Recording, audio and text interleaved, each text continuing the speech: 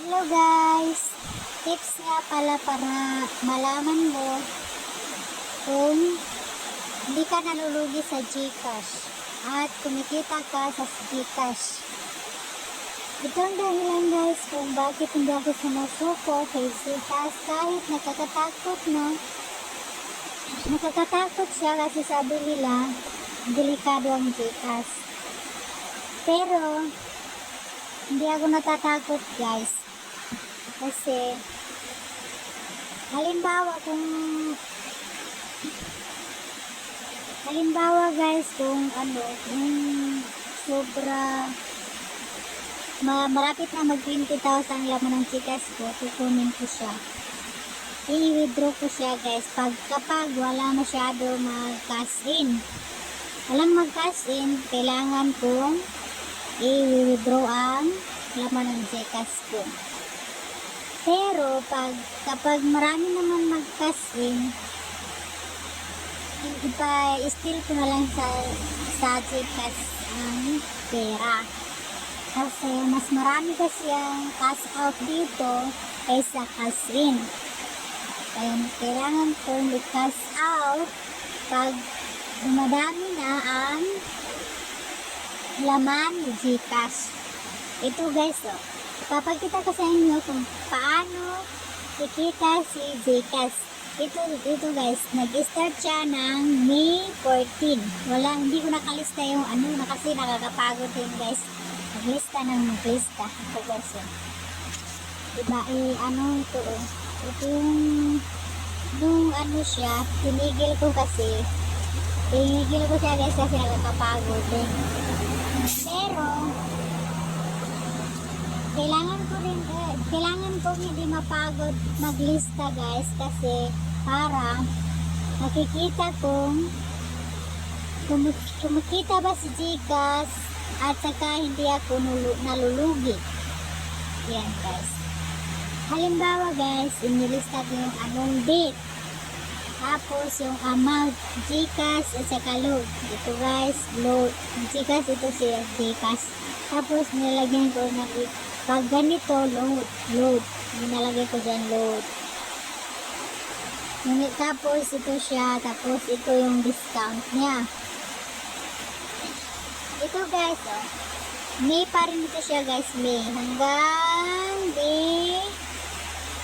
May 31 guys, hanggang May 31. May 14 hanggang May 31 guys, ito yung kinikita ko kay GCash. Ililista ko na yan guys kasi natutunan ko, may nakita ako sa YouTube na kailangan ganito para makita mo kung hindi ka nalulugi, kumikita ka ba kay GCash. Ganito yan guys. Date, amount, tapos reference number. Kailangan daw ilista ang reference number guys kasi kapag yung iba kasi hindi naman lahat, yung iba kahit na claim na nila yung GCash, na-claim na nila yung pera nila, i-claim pa rin ulit. I-claim nila ulit. Kaya ito guys, may nadaanan na ako na gano'n, experience na ako na gano'n. After nung isa withdraw, mga ilang araw, pagkabukas siguro may 2 araw, 3 araw, withdraw na naman niya ulit. Ayun, dilugi ako, diba? Kung ganun, 2 beses sila mag-withdraw. Kaya kailangan kong isulat ang reference number guys. Ayan. Tapos yung discount ng load, at saka kita ko sa load at nakita ko sa GCash, ito guys, ito siya, discount. Tapos kita ko sa isang buwan guys, May 14, hindi naman nag-isang buwan yun kasi nag-start ako May 14. May 14 hanggang may 30. Ito yung kita ko guys. Ito 1,707. Load at saka GCash. Yan ang kita ko guys. Tapos, doon ako nagsimula na maglista guys. Hindi na ako napapagod. Pinagtsagaan ko na lang maglista guys. Kasi yun ang dahilan. Yun ang dahilan kung bakit hindi na ako napapagod. Hindi na ako na basta.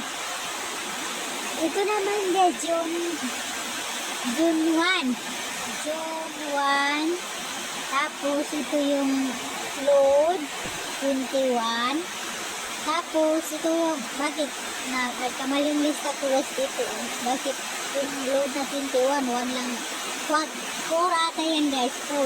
Pero 1 lang nakalagay. 4 yan siya. Date, amount, reference number, discount. Yan ang, ito yung kita ko guys sa GCash at saka kay load. Ito siya, oh. Yan, reference number, amount, date.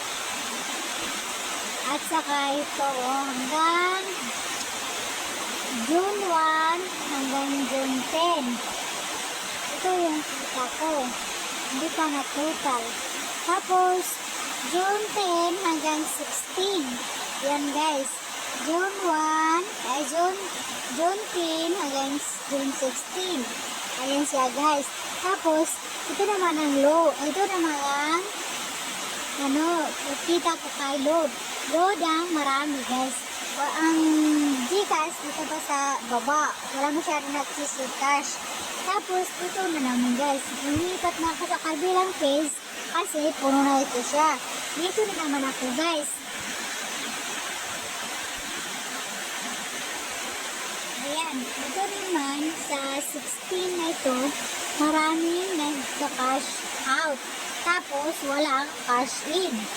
Kaya sinasabi ko sa inyo guys na mas marami ang cash out kaysa cash in.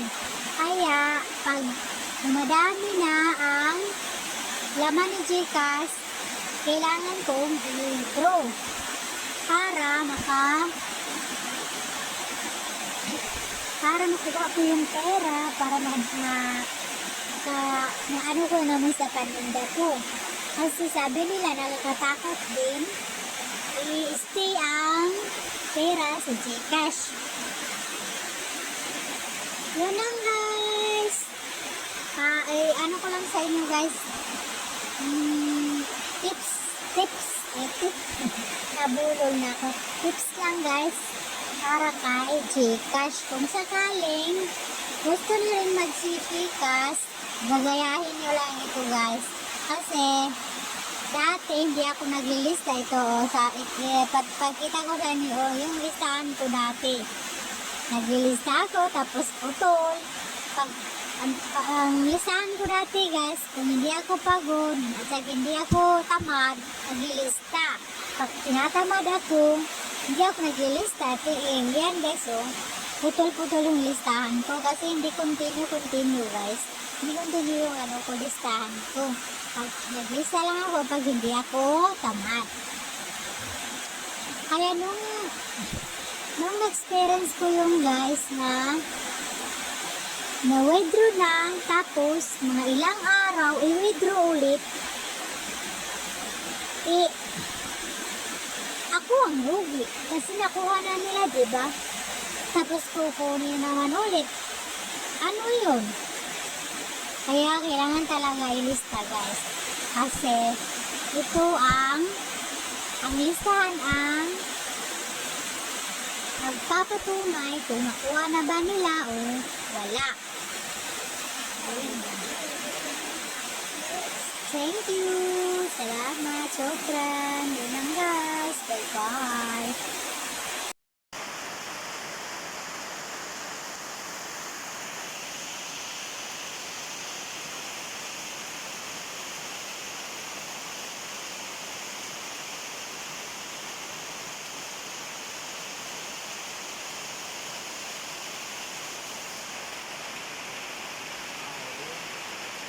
Ilaran. Yan, siguro. 54, 51. Operator ka sa kalahato.